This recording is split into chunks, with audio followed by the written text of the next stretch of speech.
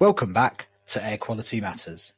And I believe we already have the tools and knowledge we need to make a difference to the quality of the air we breathe in our built environment. The conversations we have and how we share what we know is the key to our success. I'm Simon Jones, and coming up, a conversation with Jeff Colley, editor with Passive House Plus and communications and strategy advisor and host of one of my favourite podcasts, Zero Ambitions.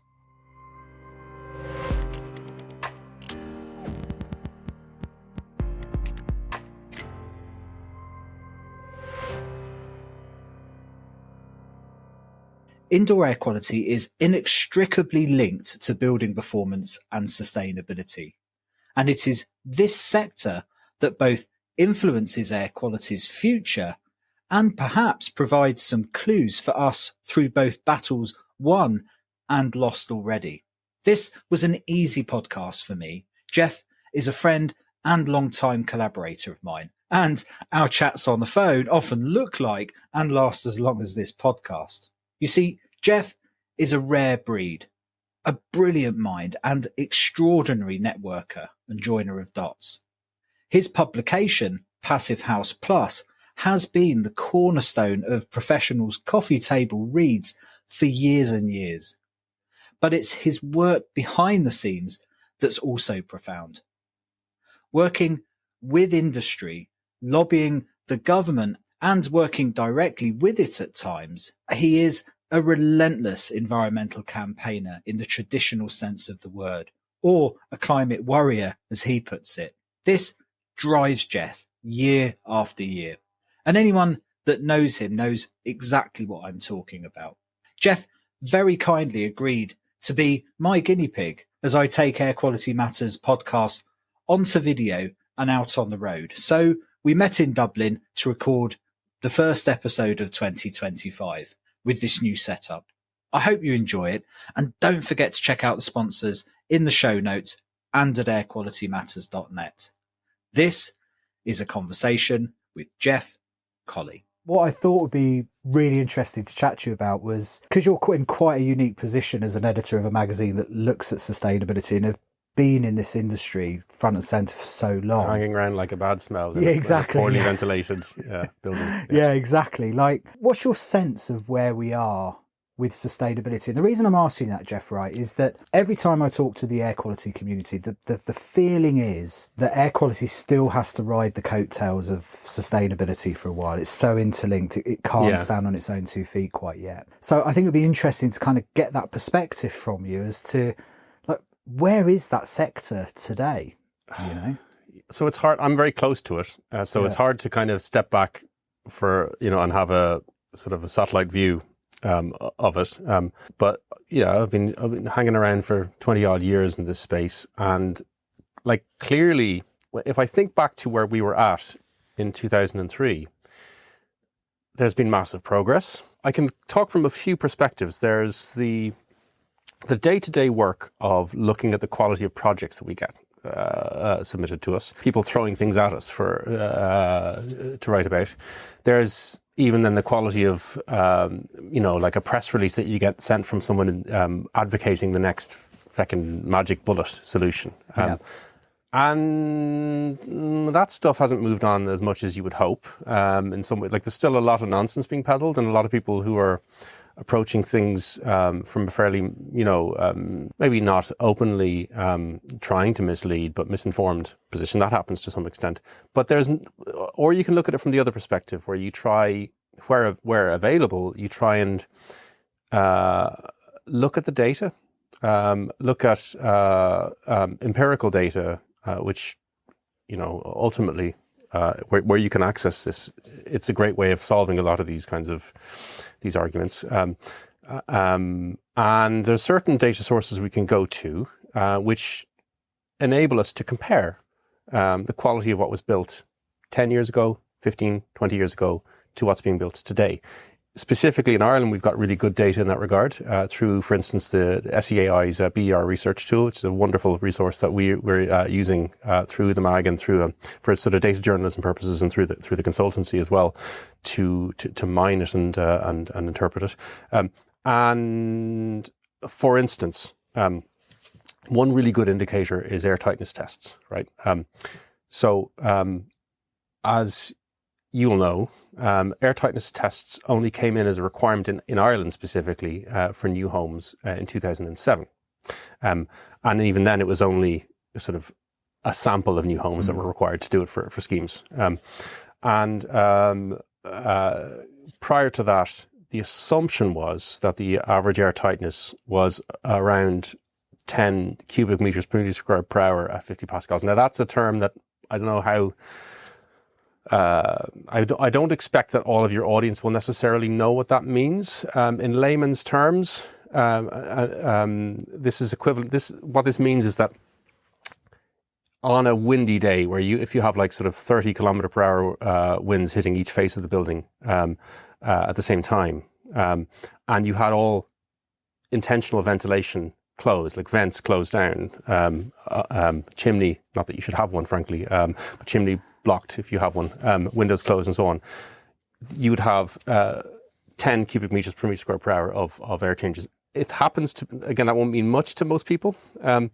It happens to be by a stroke of good luck, because there's two ways of measuring air tightness. There's that method I mentioned, and then there's the air changes per hour, which is used in Passive House. It happens to be the case by fluke that with dwellings, typically with dwellings, the results are very similar. There's about plus or minus 10% difference. So in other words, a building that's at 10 cubic meters per meter square per hour is going to be in and around 10 air changes per hour. And what that means is that the entire volume of air in that dwelling would change 10 times within an hour on that stormy day, right? Yeah. Purely through defects in the construction. So we've gone from the empirical data that we do have from back during the Celtic Tiger years indicates that the average was about 11 or 12, actually. We've gone from that level back then, when standards were very poor, to on average about 2.5 now. And you compare that to the target for Passive House, which is at 0.6. I should say the UK as well, they're not quite at the level that we are at in terms of their air tightness. The last time I checked, I can't remember the figures now, but they were, I think, in the 3 or 4 space in terms of, so again, there's an air tightness test is a rare thing in construction. It's not someone's opinion. It's not something that an assessor can, input based on a drawing that an architect has shared, just to show how the insulation, for instance, should have been applied.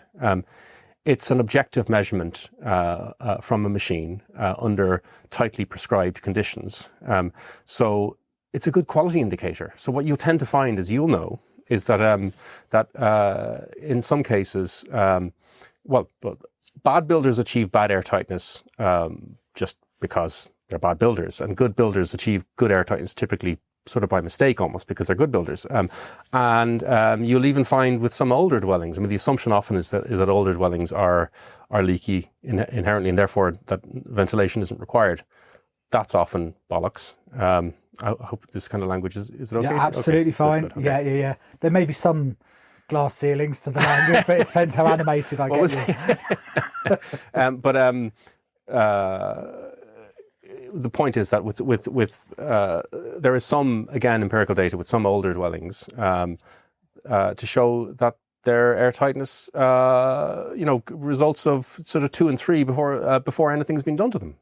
So you kind of cast your mind's eye to air tightness because it's a good litmus test of a technical component of a building that has been asked of an industry over nearly 20 years, and we have empirical evidence of how that industry has reacted to an ask, basically. I mean, what I was interested is when I asked that question to you, that your immediate recall was that, yes, we've come a long way, and you went back to 2003 as your starting point. Why was that? Like, why is it? Because it was a total shit show back then, basically. Okay, yeah. So it was based on the shit show that was the Irish construction sector back just. Yeah, we built 90,000 homes in 2006. The historic average in Ireland is 25,000 a year, and you don't get up to that level of output without sacrificing some things along the way, such as quality. Yeah, like paying attention to the basics. Yeah, or building houses where they would be of any use to people who might want to live in them, for instance. Housing estates in the middle of bogs and whatnot. Yeah.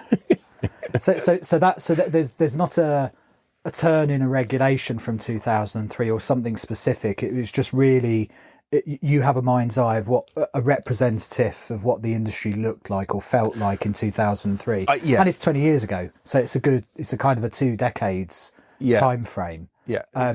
But your gut feeling is, from a sustainability perspective as a whole, we've come a long way. Is that a sum of lots of component parts, or is there something tangible that says this is the progress over 20 years, or is it just a collection of things like air-tightness, use of materials, understanding of the lexicon? Like, is it a sum of all the parts? It's messy. Like, there's lots of different signs of it, and there's we don't live in a kind of an autocratic regime where it's possible for a government to just do something by diktat and everybody has to do it.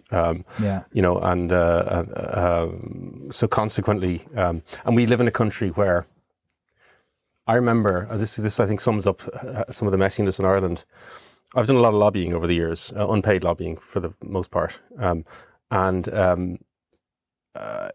When the Greens and Fianna Fáil were in government the first time, 2007 to 2011, I chaired their policy committee on buildings. It was a sort of black ops policy committee on buildings to kind of advise, making it sound much more exciting than it was, to advise John Gormley when he was Minister for the Environment on changes to building regulations. You can get quite disenfranchised and think that, politics, you can't influence things, but actually you can. In a small country like Ireland, sometimes it's possible, and that was one of those chances. So in 2009, the Greens and Fianna Fáil renewed their vows, and I threw some ideas forward for the renewed programme for government, 2 of which got in, 1 of which got in literally verbatim. It was like a copy and paste job. So it was one of those, probably one of my first experiences of there being no grown-ups in charge, if people are actually listening to me, And that was a proposal to get the building energy rating, or EPC as it is in the UK, which had come in by that point, had just come in. It occurred to me that it would be a great idea to include that in the advertising literature for dwellings and on for sale signs, and so that it's one thing that if you're looking to purchase a home that you see the rating, but if you can't walk out the door without seeing, you go to work in the morning and you see your neighbour in the adjoining semi-D has an F-rated house, it's going to make you think and spread general awareness. But after this got through, and although that particular requirement, the advertising on signage, after it went through consultation, the property industry objected to it on the basis that it would add too much to the cost of signs. Can't do climate change. Sorry, kids, can't save the world because stickers. So when the rest of it came through, I went on to like the myhome.ie and daft.ie, the kind of main property websites in Ireland, to look at where we were at in terms of implementation. And one of the sites, I think My Home had set up the system so that you could take the ratings. Daft hadn't even done that yet. But My Home had like 15% or 10% or so to begin with, had the ratings. So I went to the official, I won't say his name, in the department who was responsible for implementing this. And I said, look, what's the crack? This is meant to be in and enforced now. And yet it's clearly not. And his response was, Jeff, you have to remember, in Ireland, we have a very culturally relaxed attitude to the law. So that is something. That's something. I mean, it's. Thank you very much, Simon, for your colonial heritage in the past. It's. I have a bit on my side, to be fair, but I think there might be a residue of British rule there, that railing against the rule of law. I don't know. But that is something in the background that we have to deal with in Ireland too. Times, you know, you can still see a lot of people in the industry, you know, are a bit lax at times about things that they're meant to be doing. And people, you know, in the self-build community, while the quality tends to be pretty good generally in terms of, because people are more invested in the end product, there's still a lot of disregard for things that people don't feel that will add value, you know. So there's that. And I suppose the thing that would worry me now still is that, like, there's a lot of established, I think quite wrong-headed, but well-intentioned convention and concepts of what a green building should be or what a sustainable building is, which needs to be exploded. And some of it could be quite stubborn. I mean, if we talk about ventilation, you know, the old tropes about stack ventilation will be a good example of that. You know, passive solar design, you know, like maximizing passive solar, which is a really dangerous thing to do. Optimizing is a better word, but, you know, so, you know, when we have in the industry, we've had a lot of sort of unimpeachable, I'd say, authority figures in certain positions, even including in, say, the schools of architecture and so on. It's changing, to be fair, now, who've been trotting out a lot of the same kinds of positions and arguments for a long time, and not necessarily subjecting their beliefs and manifestos or whatever, or their hypotheses to the scrutiny of evidence, you know, like monitoring, and whether it's the hard stuff, the hard data kind of monitoring in terms of using technology intelligently, you know, and having the framework to kind of actually not just throw kit into it, but actually understand what you're getting with it, is one thing. And then the other part, talking to the great unwashed, actually sitting down and talking to people and having a framework to do that, to engage with people, understand what works for them, or what doesn't work for them, and adjusting your theories and your advice accordingly. Yeah. I suppose the reason I'm interested in this subject matter is because I look at where the ventilation and air quality conversation is at the moment, and I keep getting this feeling that we're somewhere in 2003 with it still, right? That we don't, there isn't really a lexicon for it yet out within the sector, within the construction and industry, within communities, and within the great unwashed, as you say, even within government circles. There's a scientific understanding that this is important, and some links to potentially bad outcomes, particularly health. Yeah. So we know we've got to do something about it.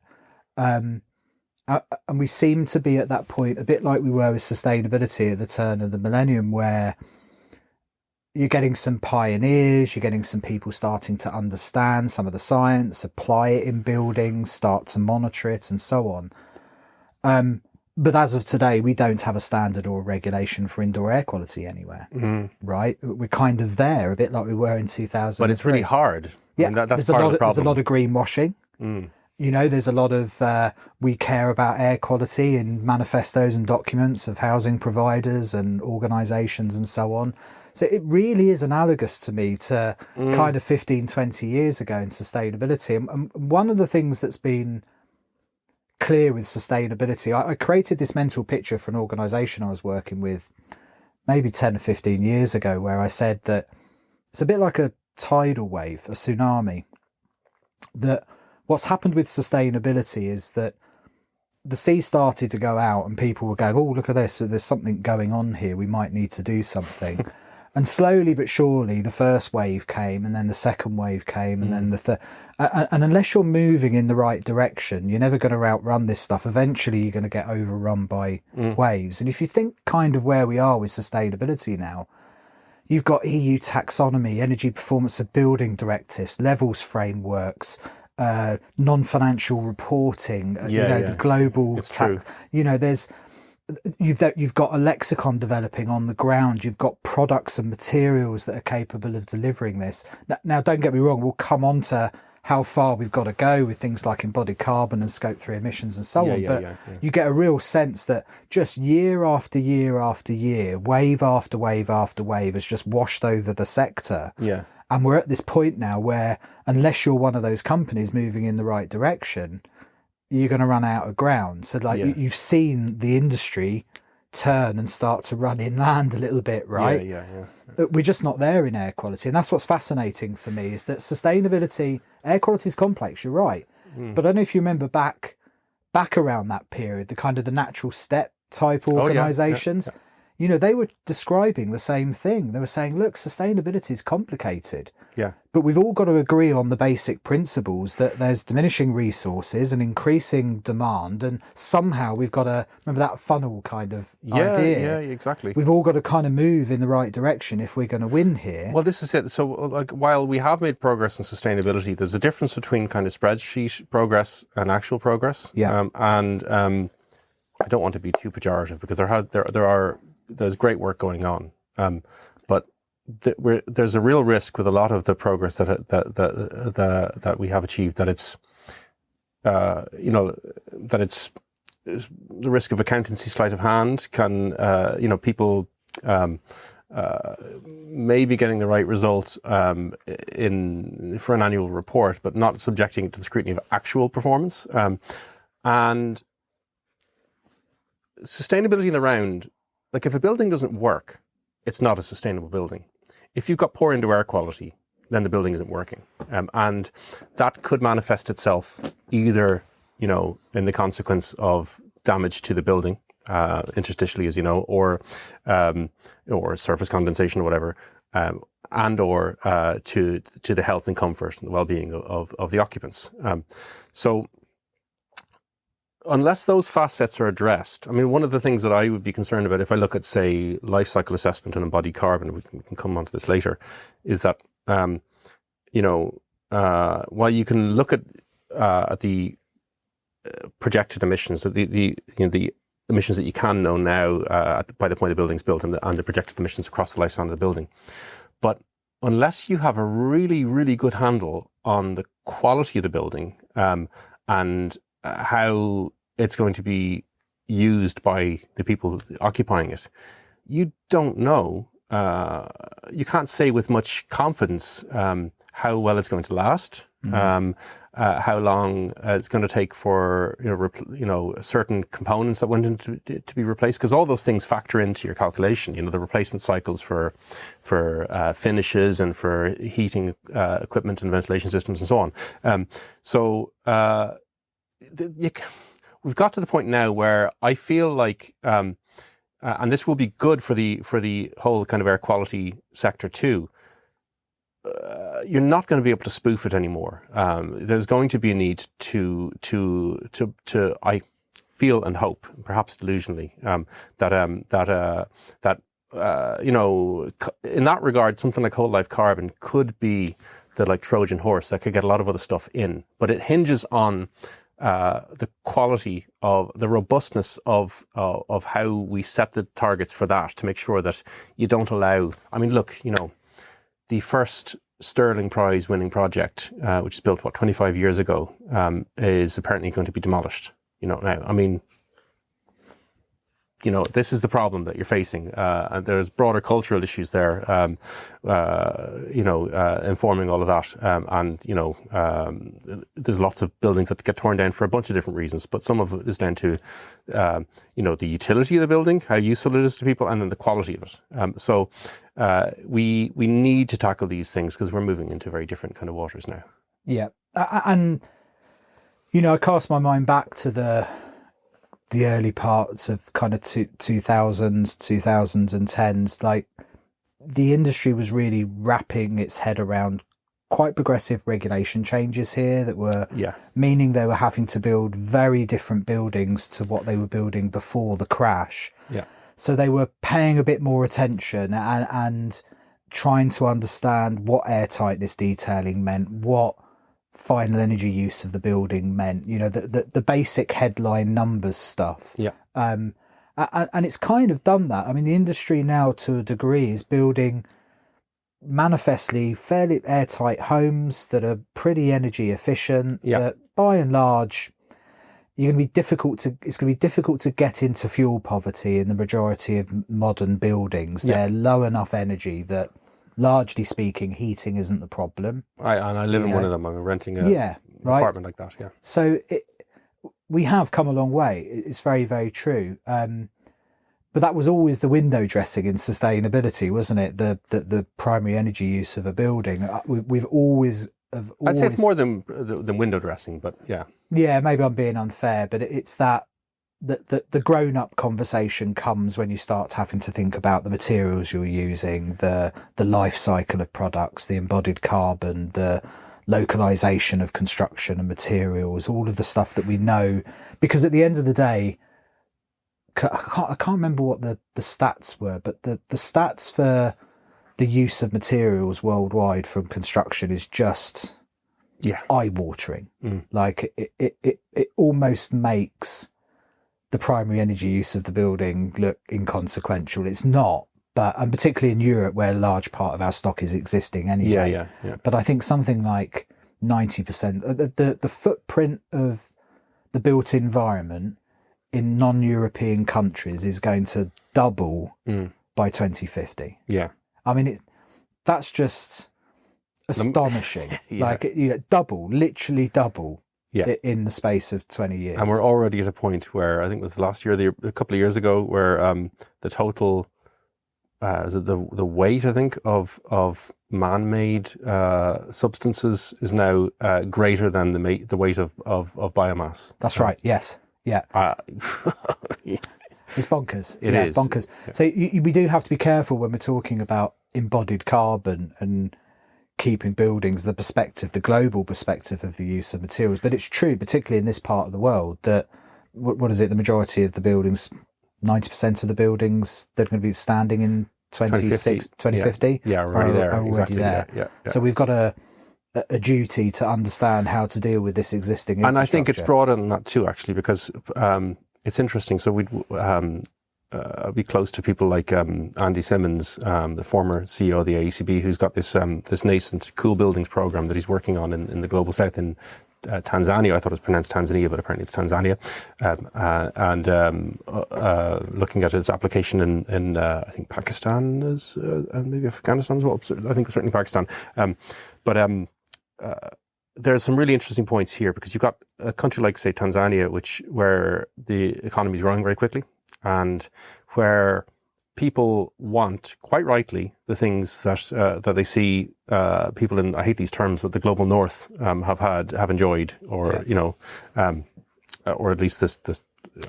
Don't get me wrong. There've been an awful lot of actual benefits for people. More look at wealth, mortality rates, and so on. All these kinds of things in wealthy countries over the last century or so. But there's a risk. There's a very real risk of people in those countries, as they seek to build at an enormous kind of scale, that they repeat a lot of the mistakes that we have made, rather than circumventing them and finding better ways of building that will, for instance, there's a new research in the States published in the last couple of weeks talking about how unhappy car dependency makes people, so, all that kind of stuff. Not designing your settlements around the motor car, for instance, would be a good starting point, whether it's for,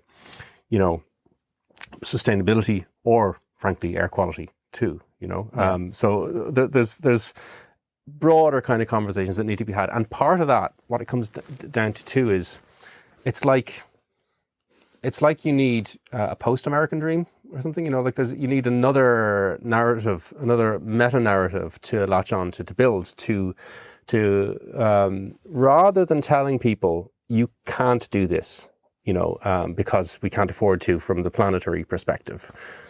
There's got to be a positive narrative to learn from who's it again?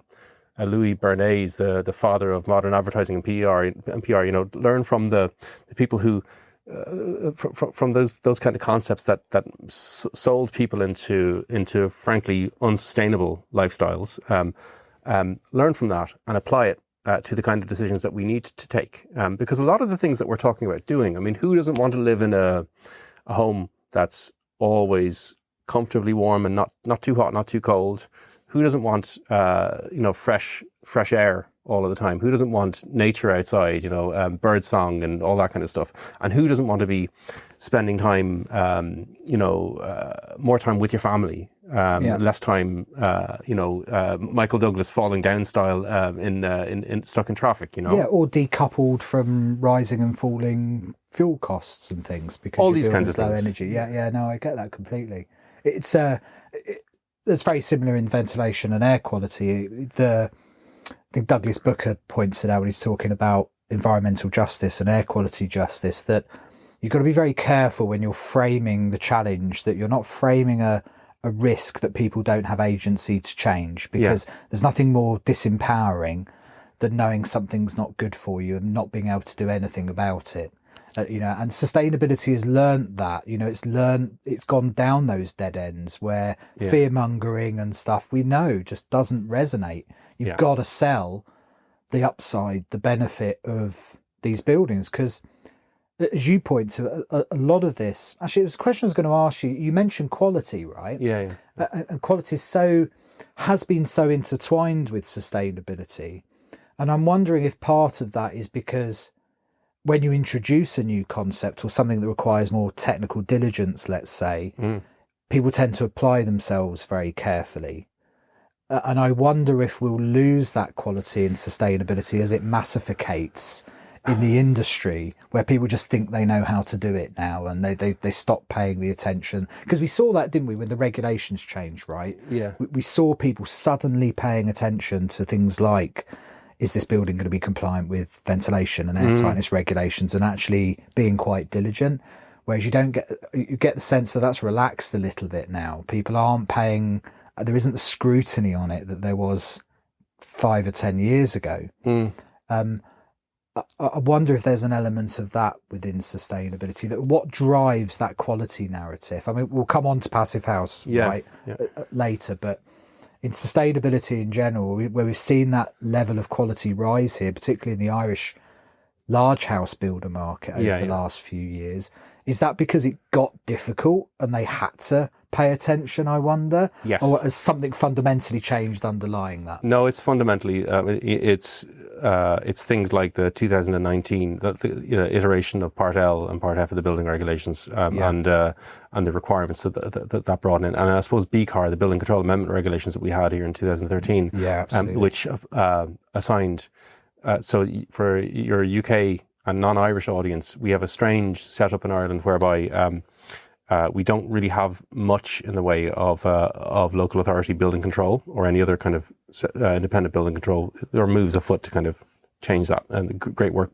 being done by the National Building Control Authority in this regard. But fundamentally, our system is reliant on an architect, engineer, or surveyor certifying that the building complies with building regulations, and them being on the hook in the event of something going wrong with the building. So when that change came in, I think, while that's got its own problems as a system, it does put a bit of the fear of God into, hopefully, the assigned certifier as a useful kind of a tool to kind of to stop bad things from happening. You'll still find, because the regulations are complex and in some cases almost seemingly contradictory, I suppose, and because you've got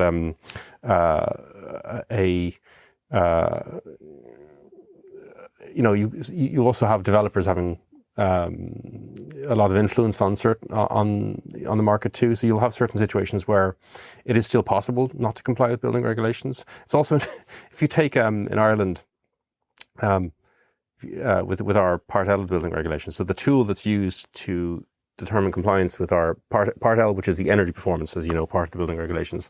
That tool is also used to generate a building energy rating, which you're required to have prior to to sell a house or prior to occupancy. But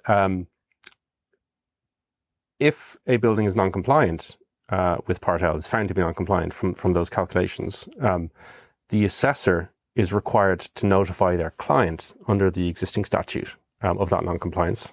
And that's it, right? The Building Control Authority doesn't get that information.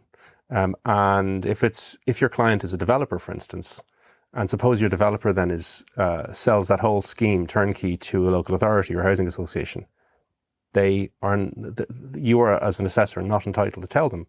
They're none the wiser. They could be being sold a home that's clearly non-compliant with that's clear evidence that it's non-compliant with building regulations, and they don't have access to that. So, but yes, to your question, there are those risks of people relaxing a wee bit.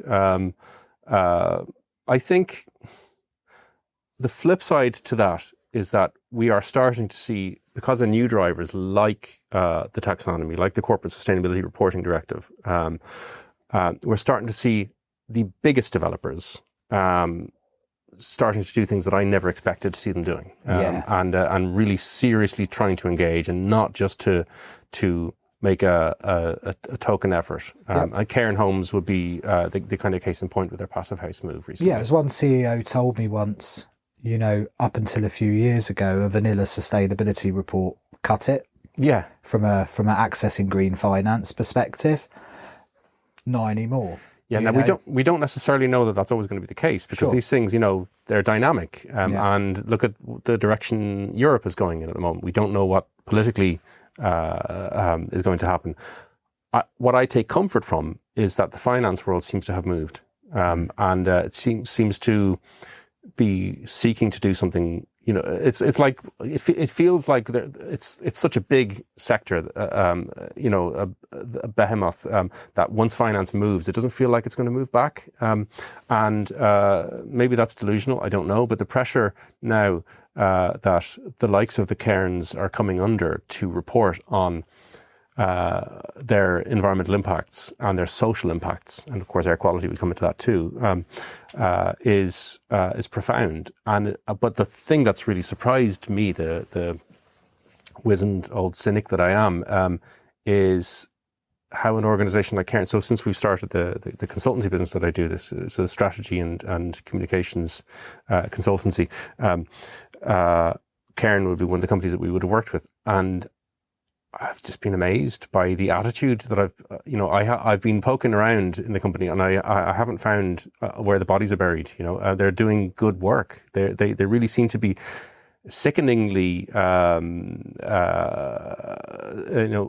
positive and and committed to trying to do good things. And my well-worn kind of preconceived notions about house builders don't apply in that case, at least. So it's amazing to see. Yeah, and you wonder why that's the case, because there's no two ways about it. The big house building game is a numbers game. It's a fine margin, big numbers project, and these guys are not sentimental. This is. But they're not allergic to doing bad things. No. Or they're not allergic to doing good things. They're certainly not allergic to doing bad things. They're not bad actors who are trying, I would say, for the most part, talking more generally, who are in business to try and screw up people's lives. Yes, their priority may be the bottom line, but the sense is with the likes of Cairn, I think there are values within that company that are probably informing how they're approaching things. But there's still a general sense that that they recognize that they'll have a better product at the end of this. Now, it kind of depends. The developers, bigger developers, I suppose, have to think about the in longer term sort of cycles. There's no guarantee that a project that's being planned now, obviously things look good in the Irish market, in the near term. But there's no guarantee that you're necessarily going to be able to that it'll be as easy to sell a building in 5 years' time, or by the time your project is being sold. But think about where the construction industry has been over the last few years, where these ideas have obviously fermented. This isn't something that the likes of Cairn Homes have suddenly come up with in the last 12 months, right? Yeah. So they've arrived here through a period of time of almost unprecedented material costs, unprecedented fluctuations in fuel prices and energy prices. Yeah. It's been a very unstable period of time for construction professionals and organisations. Margins have been absolutely obliterated in many cases. Yes, particularly in Ireland and also in the UK, there's this underlying demand for housing. So if you build it, it will sell largely. Somebody's going to buy it, whether it's we've had the approved housing bodies buying up whole chunks of those units as well. So there's definitely an underlying green light there driving this, but it's come for a period of time of unprecedented uncertainty in a lot of other ways, and yet still seems to be here. And I think part of that is this tsunami thing that you've got. We're talking about a 20-year time frame, right, in our conversation. That's a generation. There's a new generation coming up through these construction firms in senior management positions that weren't there 20 years ago. They were a very different breed.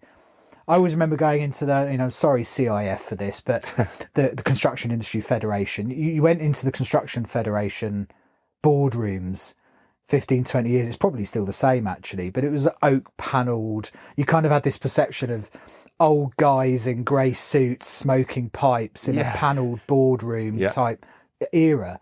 They were the board 20 years ago. You look at the makeup of the boards of these organisations now, it's another generation, literally, and give it another 10 years, it's a Gen Z's going to be in those positions. It's true, and they're having to. Some of those organisations are some of the ones that are slowest to change positions, but they're starting to. When we rebranded the magazine, because it was originally called Construct Ireland, with a very small "For a Sustainable Future" subheading. 2003 was, you had to kind of try and smuggle the vegetables of sustainability into the mouths of the builders, hidden under layers of bad things. Like as I say, making grated carrot for my children and a pizza hidden under the cheese. So we had to be quite stealthy back then, but. When we did that change to Passive House Plus in 2012, Lenny Antonelli, one of the journalists who worked with us for many years and still does on a freelance basis, he did a review of changes to the building regulations in Ireland, and the Construction Industry Federation has been objecting to building regulations, as he found, looking through the records, since before there were building regulations. There were he found an article from 1978 where the then managing director, so what the position was back then of the CIF, Thomas Reynolds, the late Thomas Reynolds, argued against changes introducing building regulations, because the first talk around building regulations came after the oil crises of the 70s, on the basis adding insulation to homes because it would increase house prices, and they've trotted out that argument ever since, and they didn't need to do it because builders were doing it anyway. So there you go. Yeah. So look, it is changing, what I'm really interested to see now is this top-down dynamic of the very biggest developers starting to do quite radical things, not just in terms of Passive House, but in terms of biodiversity and community building, all this kind of stuff. All this kind of stuff. Yeah. What effect that has on these institutions, it must be quite unsettling for people who are used to saying no and objecting. And in fairness, these organisations are changing. So we can't assume that their position will always be no. But to see what impact it will have on them when the biggest of the big are changing, it's the next level down that you'd worry about. It's the medium to smaller house builder. They're in that case, there's some great builders, don't get me wrong, but that's where it'll take a while longer for some of these broader sustainability targets and quality focus to hit through, I think, Yeah. Yet, you look at... In Ireland, yeah. Yeah, but I think almost universally with construction, you look at things like site safety, PPE, security, health and safety on sites. Construction's got a very rich history of adapting very quickly and very well to changes when it's put in front of them. Yeah. Because it's so process orientated. At the end of the day, it has a singular focus, construction, and that is to build stuff. And they, if you put a obstacle in the way, they figure out very efficiently how to work around that obstacle, and so construction, has turned on a dime, it seems, time after time after time. And I think there's this fear sometimes that yes, it is a very conservative sector because it's generally changed through iterations over generations, because that's the best way to be safe. Because Tim Sharp was talking to me about this on the podcast. Very few feedback loops in construction. We don't do a lot of post-occupancy stuff. It's one of those sectors that's very big, but does almost zero follow-up, understands almost nothing about the long-term performance and functionality of its product. Build it and cut and run, and run away and hope that change your phone numbers and hope that no one can reach it. But I think that focus of ESG and the requirements of empirical evidence of performance of space and stuff is changing all of that slowly. That they recognise they are going to be held accountable for this product beyond the sale. That's part of what drove Passive House in Cairn. And it's what attracted us to Passive House in the first place back in 2011-12 when we were looking at rebranding. So Stephen O'Shea, the head of sustainable construction in Cairn, talks about the fact that when they report on emissions across the various scopes that they have to report on as a big PLC, one of the things they have to, so scope 3 emissions includes because there's various scopes as you'll know. Scope 3 specifically is all emissions upstream and downstream of the buildings that they build. So that means upstream emissions would include all of the emissions embodied in the materials and in the construction process of the buildings. And downstream is the operational energy use related emissions. And they're factoring in, when they do their annual reporting, 50 years worth of projected operational energy emissions, energy related emissions for heating and cooling and so on, buildings, 50 years after the point that they've handed them over.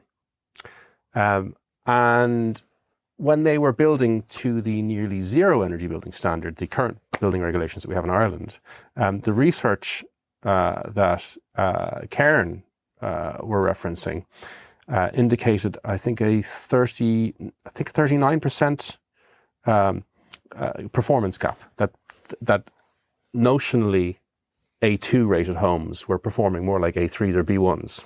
They were using 39% more energy than predicted. And we've seen loads of evidence of this, that there tends to be, for most dwellings, in an Irish context, UK context, similar.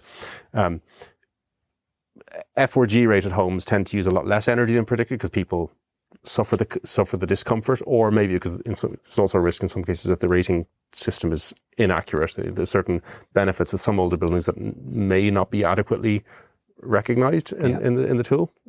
But a large part of it will be people just underheating buildings or underventilating them and so on. And then with new homes, people taking back the amenity of a warmer home by cranking up the heating, having higher expectations of it. There's all of that stuff that comes into it. Or in some cases, certainly with, a lot of the B and C rated homes out there, and some even of the A's, they might have a good rating, but the actual quality of what was built may not reflect that. So there's all of that. Or there could be flaws in the calculation methodology. There could be, conceptual flaws in the whole approach. What attracted them to Passive House was the evidence from postdoc, because loads of the people involved in Passive House have been green building nerds, of course, over the last 30 years, and they tend to be, if they can tell you they love you with a graph, they will. They tend to be the kind of people who are monitoring buildings very carefully. Consequently, we have, it's not a magic bullet, Passive House. There's still things that can go, that you can get wrong with it. You can still, misuse them and so on. But objectively, I think when you look at how buildings actually perform, it's the standard that globally is the clear standout in terms of buildings that actually work. So they moved to Passive House because they recognise that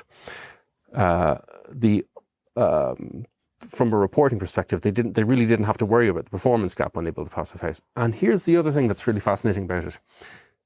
the way the building regulations have changed, and to a slightly lesser extent in the UK, but it has been moving this direction too. A lot of the cost that you have to factor in terms of construction costs is already there. So, in the case of Cairn, they, for instance, they're not increasing the cost of the developments, their first developments they're building for their social landlord clients at all. I think there has been a cost uplift, but they're learning as well on, this is their first projects, the processes they have to learn to kind of, in terms of upskilling their staff and finding the ways to value engineer in the true sense of the word, not kind of cutting the arse out of the project and making, finding ways around it. Those kind of processes now will help them, I think, even drive costs down further. But it's got to a stage now where they can offer the product, the schemes, nearly 1,800 homes that they're on site with currently, without increasing the costs, and they're going to be producing buildings that will be enabling vulnerable people, a lot of people in fuel poverty, because we're talking about social housing, who could be at the risk of fuel poverty, give them homes that should benefit their families enormously for decades. While I have you, I just want to borrow your attention for a minute to tell you about Erico, a partner of this podcast. In fact, I worked for Erico for over 12 years, so I can speak with some authority here. With over 40 years of expertise, Erico has undoubtedly established itself as a market leader in DCV technology. That's demand-controlled ventilation. Their mechanical extract systems dynamically adjust airflow rates based on real-time needs, and their MVHR systems further enhance energy savings by recovering heat while delivering fresh, filtered air, both creating comfortable and sustainable environments. Their advanced solutions are tailored for residential, commercial, and educational settings, ensuring optimal indoor air quality and energy efficiency.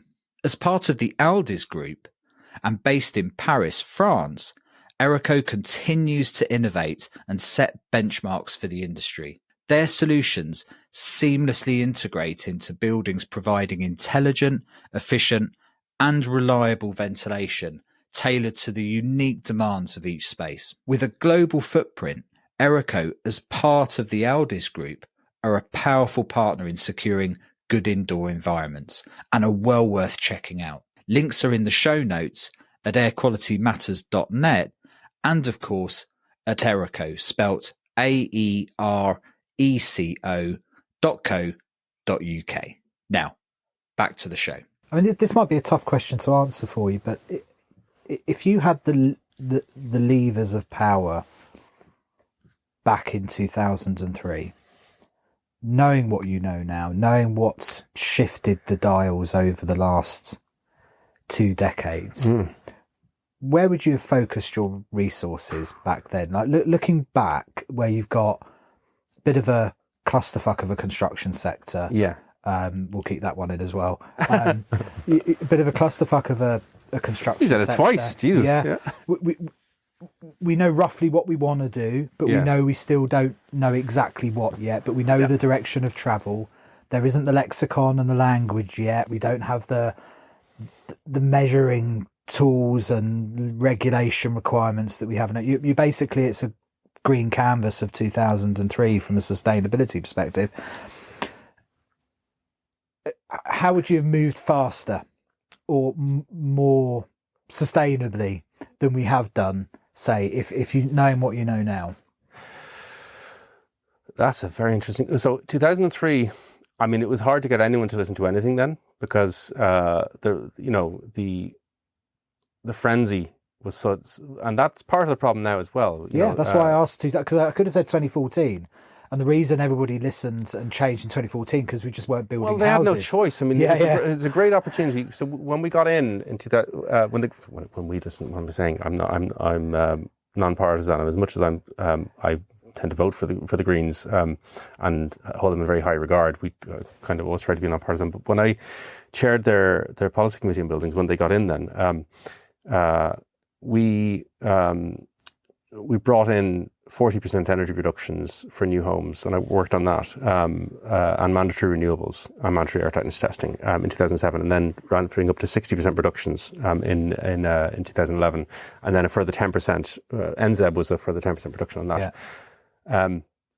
I think what I'd say about that was that we achieved that in part through bloody mindedness, in part because the construction industry was too busy fighting its own bankruptcy and insolvency to lobby against it much. Yeah. I think I'd tell the officials to be bold. The pissing and moaning that you'll get from industry will only tend to last as long as the idea is a proposal. Once you ram it through, people just fucking suck it up. Why they think they can change the direction of the shit, they'll fight. Yeah. The moment they realise it's gone through, they'll adapt. Exactly. So, and some of that's like almost muscle memory that they'll just keep on objecting in the way that they have institutionally done for forever. So, I mean, there may be an argument for trying to work on people and win hearts and minds.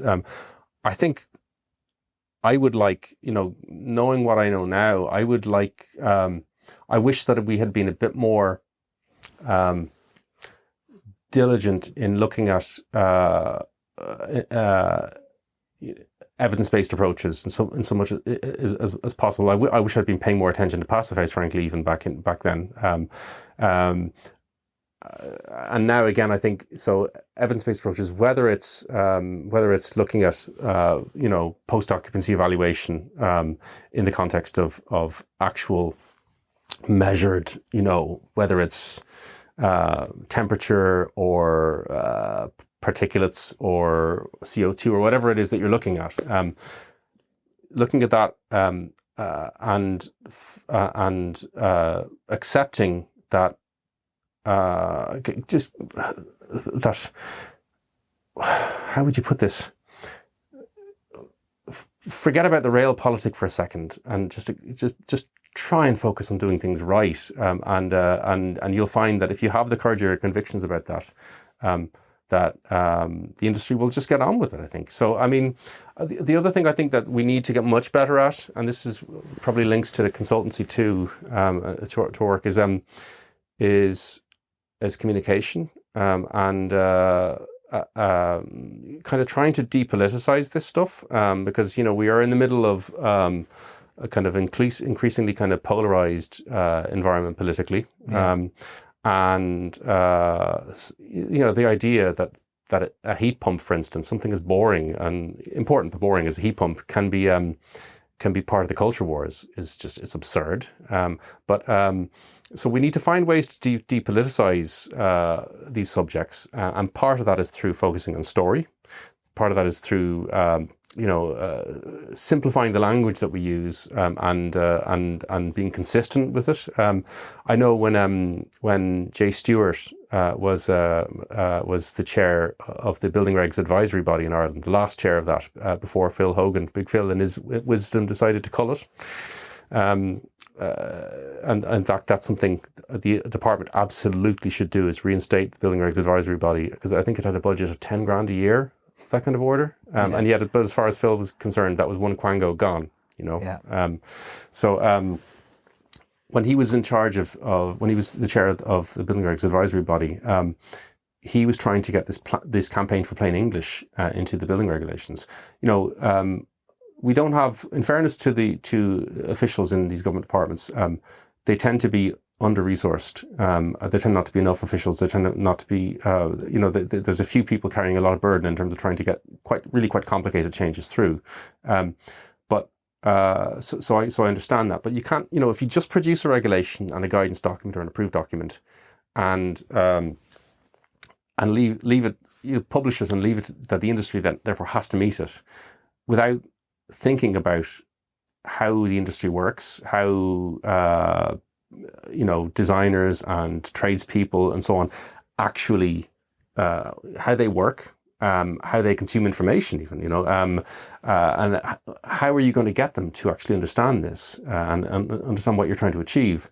I think that part of it is essential, and if we want good outcomes, I think that that level of understanding. So to try and summarise that the original question I was asking you, because we always digress. Sorry, yeah. No, not really. I mean, what you're effectively saying is be bold. Yeah. With standards, because as much as industry, whether that's a ventilation industry or a construction industry, whatever, will moan and obfuscate and kick the can down the road, the moment it crosses the line, they turn on a dime. Yeah. And we've seen it over and over and over again. So have some confidence in the direction of travel was one thing you'd have changed. Yeah.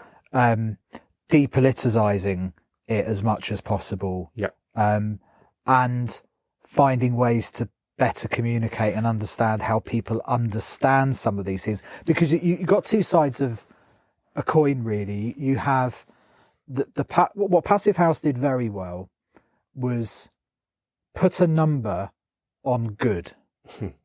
Right, a simple number or a simple set of numbers that even a rudimentary understanding of building physics, and I'm being grand with the term physics here, but even a rudimentary understanding of numbers, you kind of got what they were talking about, right, with their watts per meter squares per annum and all this stuff.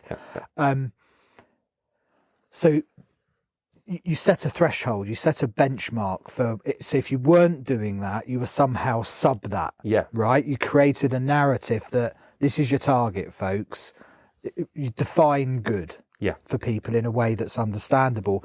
And like you say, find the champions and the people that actually look at the performance of the buildings and objectively say we are closing this performance gap. But the other part of that is the storytelling, which is a very long way away from those numbers, because you've got to frame this in a way that most people understand and absorb information. And 99.99% of the people you've got to steer are never truly going to understand what watts per square meter per annum means. They do not need to. I mean, in the same way that when you buy a car, you don't need a degree in fucking whatever kind of advanced mechanical engineering you would need to manufacture a car, or to design it. So I think simplifying. So, and I think this comes back to the depoliticization too. Like, if you focus on you try to give people a sense of how it could be, and that could be the end result of the building from an occupant's perspective. That could be the experience of for the industry even of this is part of the work that we've been starting to do with Cairn is stakeholder engagement, trying to understand. We're dealing in an industry which is the construction industry has had a pretty bad reputation in a bunch of different ways. That trope of the cowboy hairy-arsed builder is stubborn, and that in turn. So the culture that informs the culture of the industry. It makes it harder to broaden the pool of people coming into the industry, which feeds into exacerbating the housing crisis and so on, right? If you can construction now, what we're having to do in terms of sustainability and building physics, I'm glad that you mentioned that as a term. It's a million miles away from the perception of what construction is that many people have. Construction now, sustainable building is really a STEM subject, so from a kid's perspective, or from people who are looking at kind of exciting, kind of dynamic careers that are part of the climate fight and that are helping to kind of, benefit local communities and improve people's lives. This is a great opportunity. There's great prospects in the sector, and there's a chance to, if you take the case of Cairn, talking about the people working on sites, they've got many guys, unfortunately, still on sites. They're not used to being, praised for, or having bars to aim for, like standards to aim for in terms of the quality of their work. An air-tightness test is, as I said, it's an objective quality indicator. The kind of level of air-tightness that you're required for passive to meet, for instance, you don't do that unless you're doing excellent workmanship, and everyone involved in many facets of the building have to kind of be working together to achieve that. So one of the pitches that we are kind of putting forward for them is that if you're achieving this level, you're working on a world-class building. That kind of concept, try and get that through to people. This is high tech. This is deeply scientific. This is advanced engineering. Yeah. It may turn into ultimately processes on site, and somebody's still got to drill a hole or put something together. Yeah. But it's by design. This isn't, like you say, the hairy ass builder whacking holes in stuff and dust and shite everywhere. I mean, you know these sites when you go onto them, that they're immaculate. They're full of processes and safety and, you know, quality control, and they're a world away from where, I mean, we used to have this, we call it site bashing. When I first was a plumber many years ago, there was a game when there was a big boom in London building apartments. We'd have a game where somebody would screw a small bit of 2x2 onto a random bedroom wall in an apartment block as we were building it, and everybody knew what the game was. When the plasterboarders came along, they'd plasterboard over the bit of two. It's just randomly screwed at an angle on a wall, and they'd plasterboard over it, and then it would be painted over, and then there'd be skirtings put up, and the plumbing would be finished off. And the game was to see how long it took for the site management to pick up something on a wall, because it was very easy to fix. Somebody just had to pull it off and it was fixable. But it was a game, and it was incredible how often it got to hand over to people buying apartments and questioning the estate agent. What's that detail on the in the middle of the bedroom wall number 2? Because nobody had ever even been in that room from a project management perspective. Like, that's where we've come from to something that's a completely different endeavour now. My concern is when we try to de-science-ify stuff and create narratives and stories, we can also then end up in the world of populism and oversimplification, and that can slip into politicisation really easily. That's true. So it's a fine line sometimes, actually, isn't it? Trying to present stuff in a way that appeals and more people can understand what the goals and objectives and the framing of a sustainable built environment is, without introducing tropes and narratives that can be shot down and picked and create division. And that I think is a difficult one to tread. And I think that's one you've been very sensitive to over the years, because your magazine has been both a technical magazine, but also had to appeal to readers for it to be on a coffee table, not an academic publication. No, we're not. And you've always trod that line between the technical and the presentation and framing of the beauty of this. And I always feel like we're kind of failing, but failing a bit better than we were in the past. And it's our magazine is still, you still want to be pretty engaged in the subject to read it, for the most part. But we hope that it won't send you to sleep and that it won't be too painful. I mean, but like even with, oh God, do I have it here somewhere? I have a copy of the magazine. I won't even bother showing it now. But we have even with the way we structure the magazine, it's like you start the mag with lighter content, like a pictorial feature, the we call it big picture, where we have a nice looking, striking looking green building from somewhere in the world, and we tell the story through sort of expanded captions. That's the principle that's meant to work. You start with that and opinion pieces, and then the case studies, and even within each case study, and it nearly kills me every time we put a magazine together, because it's a lot harder now than it was 20 years ago, because I know to kind of scrutinize things that I wouldn't have picked up on in the past. A claim that an architect is making, whatever, that maybe isn't right, or an embodied carbon calculation. I'll typically make the mistake of asking for the calculations and drilling down into them and seeing things that are wrong. There's all that too. But even within the case studies, we'll start it with we many years ago took the decision of taking all of the formulae and stuff, all of the kilowatt hours per square meter per annum and stuff, and putting them in a panel at the end of the case study, so that it's there in a standardized way for reference for people who do want it. Because ultimately, this magazine, it's targeted at, you're trying to reach specifiers, you're trying to show them in great detail, because the detail matters on this, how to design, how to spec out a sustainable building that actually works. But you don't want to scare off the newbies in that. So what you do is you focus wherever you can. The main article, therefore, it isn't cluttered up now with U values and air-tightness measurements for the most part. And you focus instead on the story. Ideally, where possible, we try and wait until the building's been built for a while. So we get to talk to the occupants. I can't actually take the readers of our magazine and drag them through a house, and get them to feel the temperatures and experience from a sensory perspective the whether it's the acoustic qualities or the temperatures or the air quality, all this kind of stuff of these buildings.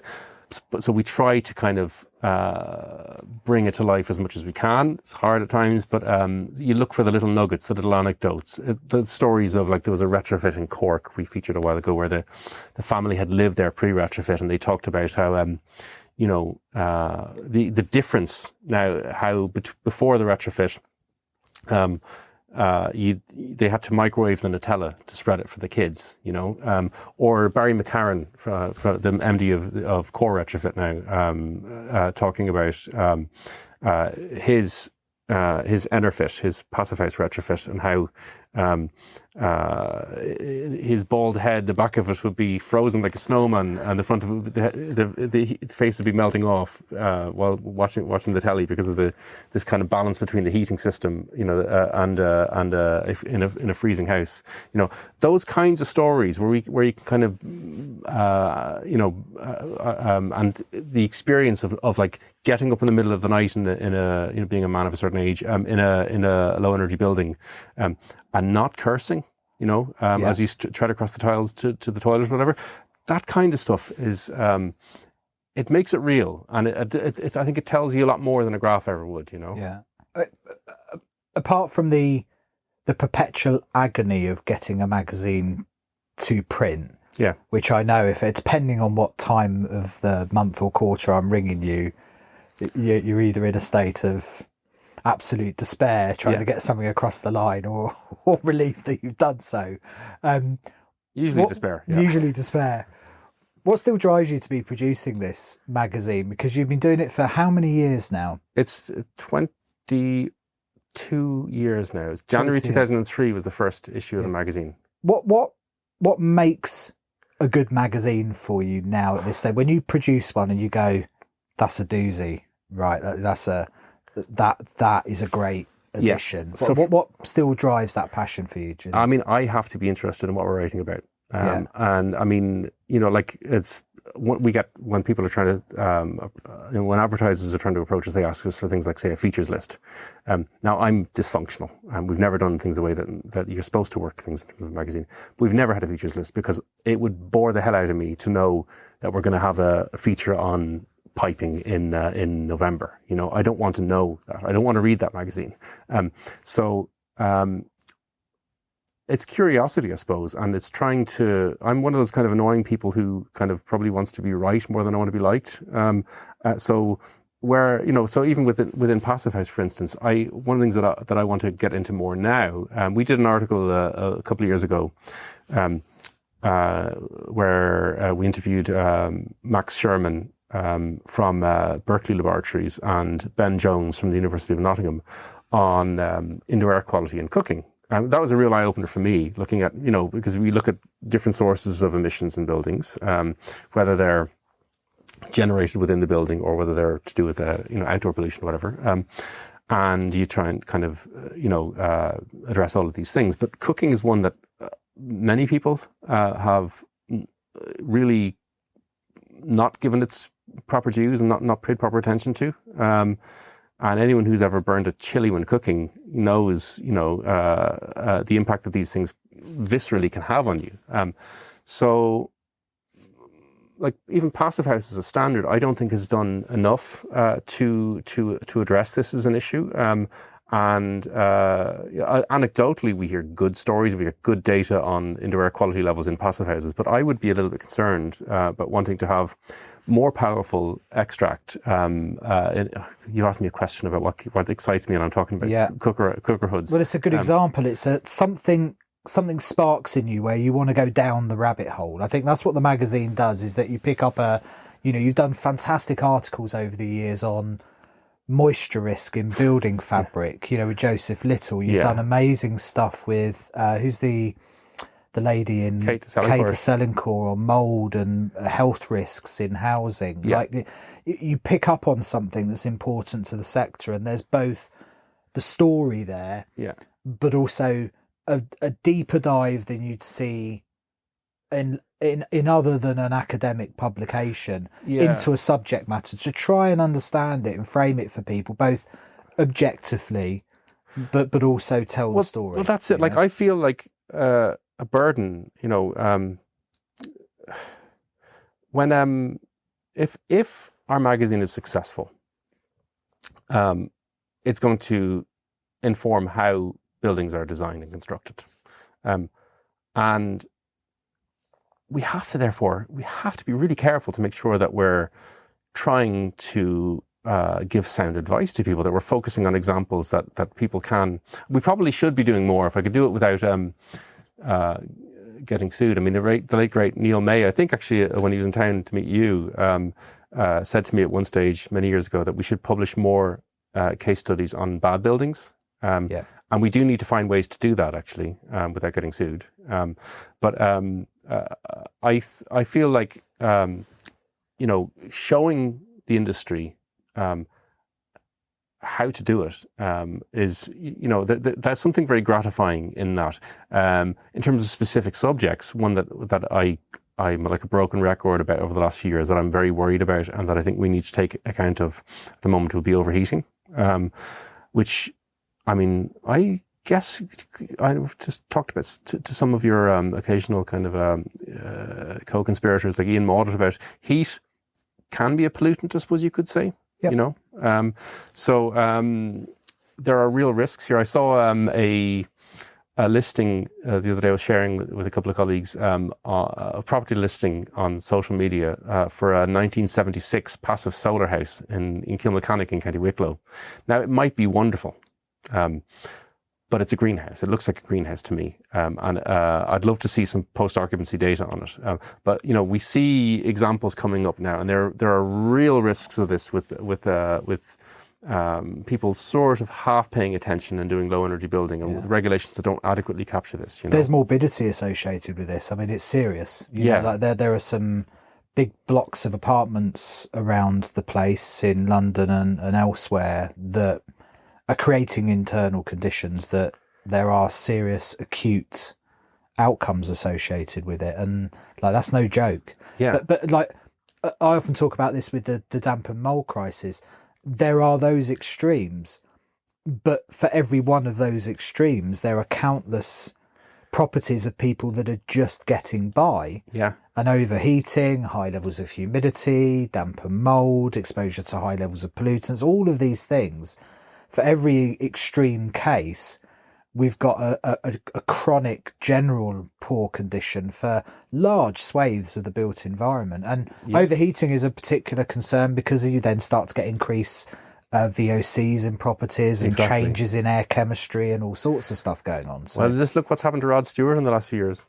He apparently owns an apartment in Lansdowne Place in Dublin, and they're the most expensive. Included within that development is some of the most expensive apartments in ever built in Ireland, and it's when you put rich people into buildings that are suffering some sort of suboptimal outcome, you've got problems because rich people won't put up with it. So it's been in the papers over the last couple of years that the residents are taking legal action against the developer over overheating.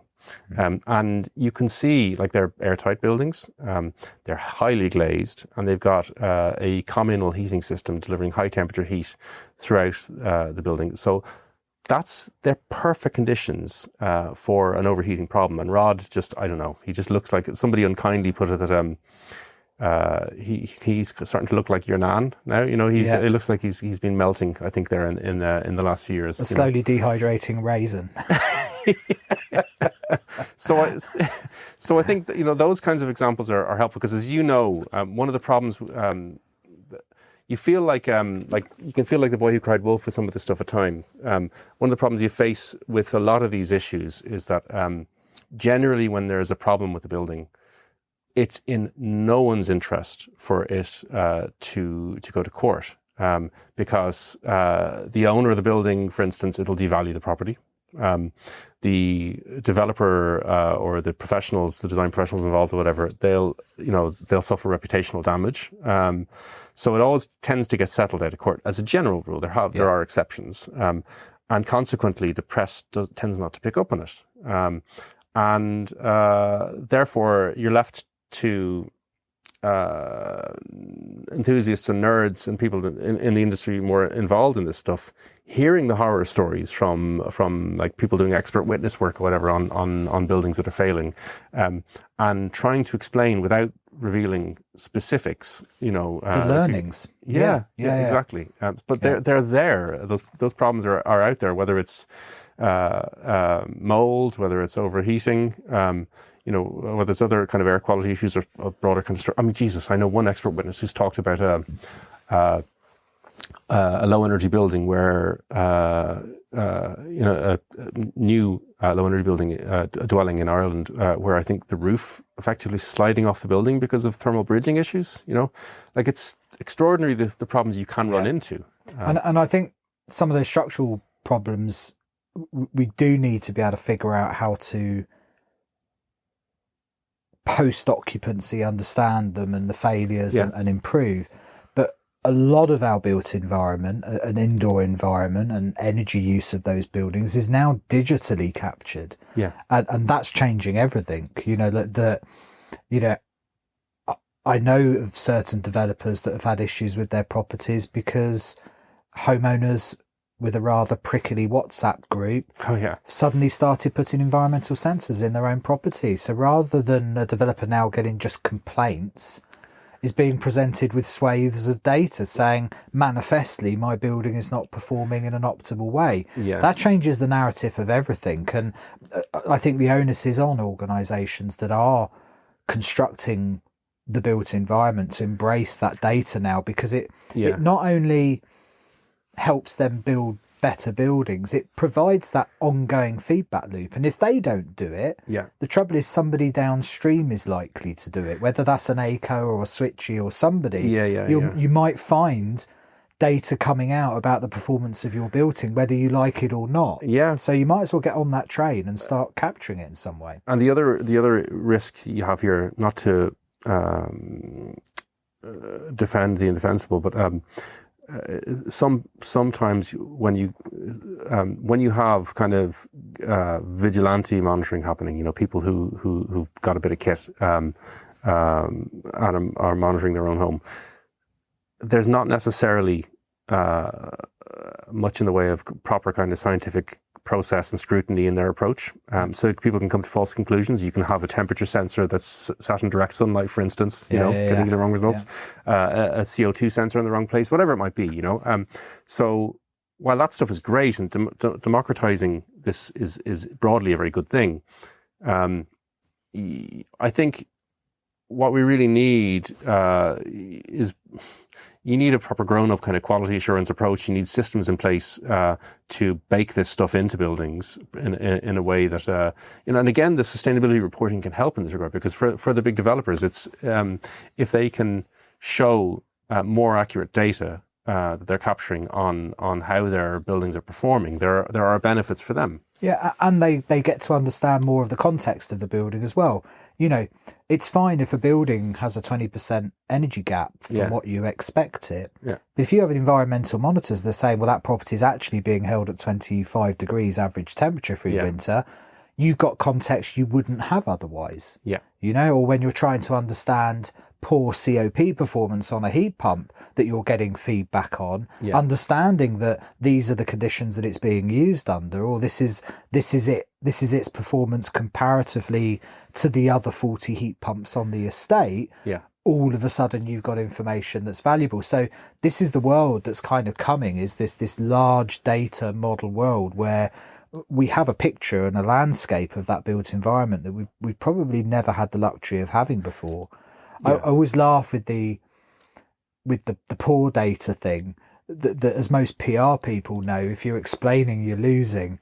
So it doesn't matter whether the sensor was put in direct sunlight or not. The moment you're in that argument, I know it's not going anywhere good, generally speaking. Yeah, you're right. So you've got to get, like you say, you've got to get control of that process, that there's a uniformity in the capture of data, the labeling of data, the understanding of locations of sensors and so on, so that everybody's getting a fair landscape of the performance of that space. And you need an understanding of the context too. I mean, there's a great example. We featured a deep retrofit project in Wexford a couple of years ago called College View. There's 12, it was terraced, single-story units. There's tiny, like 30 square metre units for sheltered housing. And Shane Coakley at UCD did a post-occupancy evaluation study. I connected him with Bill Bordas and Adrian Lehman, the guys behind the Usable Buildings Trust and the Building Use Studies methodology. And he applied that. So this is a framework which looks at trying to take the qualitative stuff that, you know, people's actually, you know, finding out what occupants of buildings, what their experience of the building has been. How is it too stuffy? Is it too humid? How is it too drafty, whatever? How is it in winter? How is it in summer? You know, in terms of temperature, air quality, noise, all these kinds of things. He looked at energy usage, and this is a decent retrofit, externally insulated, heat pumps, triple glazed windows. There was no air-tightness, massive oversight, but this is the way SEAI schemes were designed at the time. There was no air-tightness target to meet, so they were all in and around 5, which is okay, but not great. He looked at the energy ratings. They were all in and around A2s and A3. In fact, A2s and A1s, I think. In terms of their actual their calculated energy performance, but their actual usage was higher. And one of the cases, it was really like a D2 or something in reality.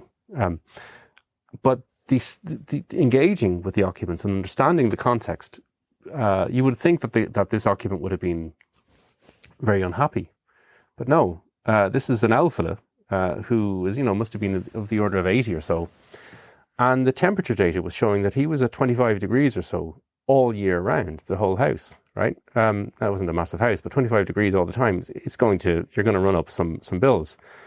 He was fucking delighted though, because, you know, that's what he wanted. That's what his preference was. So is that a bad outcome? I don't know that it is. Yeah. So, you know, I mean, yes, if they'd gone better on air-tightness and built to, you know, to say Enerfit standard, I think he could have been equally happy at 22, 23 degrees, maybe less, you know, without the draft and all that kind of stuff, and with warmer surfaces.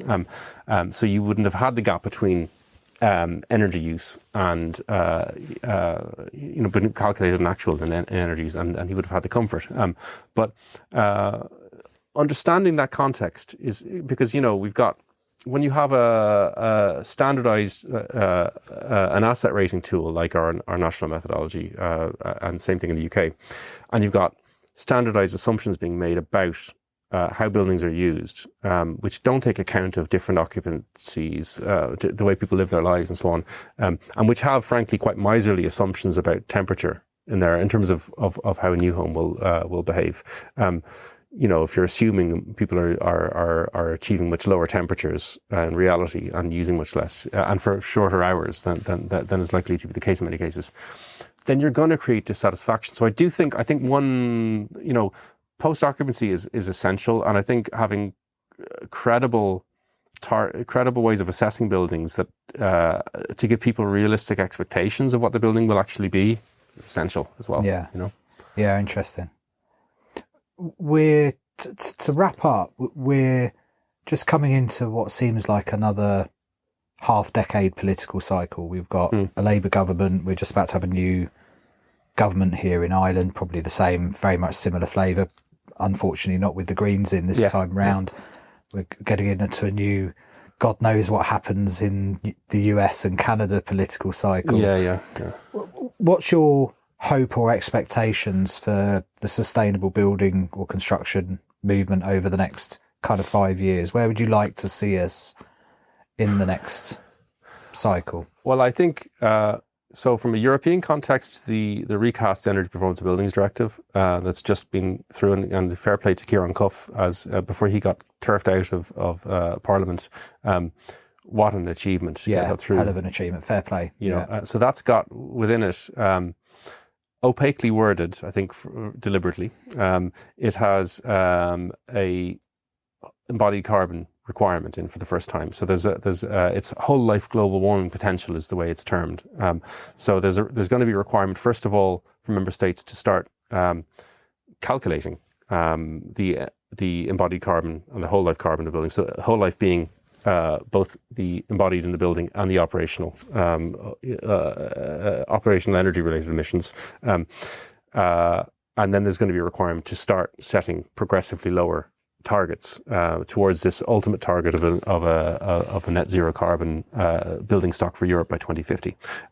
So that's a huge achievement, and it'll be very hard to get that through. The UK, you'd hope similar things will start to happen, with a more Europe-friendly government in place. It doesn't make sense to have completely different standards and criteria, and in the UK to make it harder for businesses in the UK to trade with European businesses and so on. And why reinvent the wheel when all that good work is being done elsewhere anyway? So the more alignment you get there, the better. I think. So I'm expecting and hoping great things with embodied carbon. I expect and hope to see more emphasis within the industry on on getting away from the kind of the dinner party sustainability stuff. The grand design style 400 square meter £2 million eco house. Yeah, it's a fucking joke of an idea, and that needs to be killed. So getting towards, understanding the cognitive dissonance inherent in ideas like that, towards understanding that an overly large isolated house is not a sustainable house. That the most, I was thinking about this as a slogan the other day. No building is greener than no building. Yeah. Getting the industry to kind of accept those points and towards finding ways to cut resource use more generally. But I mean, where we're going to go, I think we're getting enough. We're betting in enough now with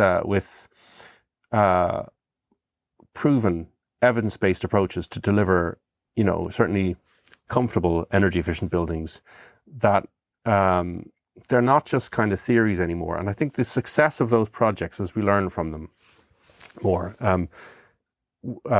will help to accelerate things. We've always kind of had this view that if you're advocating for things that you believe are the right things to do, eventually things will come your way, and that is happening. It's been infuriatingly slow at times, but it's kind of snowballing, and I hope that kind of continues to be the case, and that the more we focus on the benefits and the stories of how this is enriching people's lives, and creating sort of sustainable careers for people in the industry as well, the more hopefully successful it'll all be. Yeah, fair enough. That's brilliant, Jeff. On that note, I think we'll end it. It's been brilliant chatting to you as ever. I appreciate you spending some time with me. Thanks for having me. And the first of the podcast live from a venue. So I appreciate you being the guinea pig for me as well. Thanks a million. No worries. Thanks a lot for having me. Thanks. Cheers. Thanks for listening. Before you go, can I ask a favour? If you enjoyed the podcast and know someone else who might be interested, do spread the word and let's keep building this community.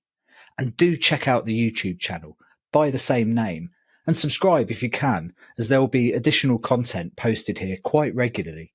This podcast was brought to you in partnership with ACO, Ultra Protect, Imbiot and Erico, all great companies who share the vision of this podcast.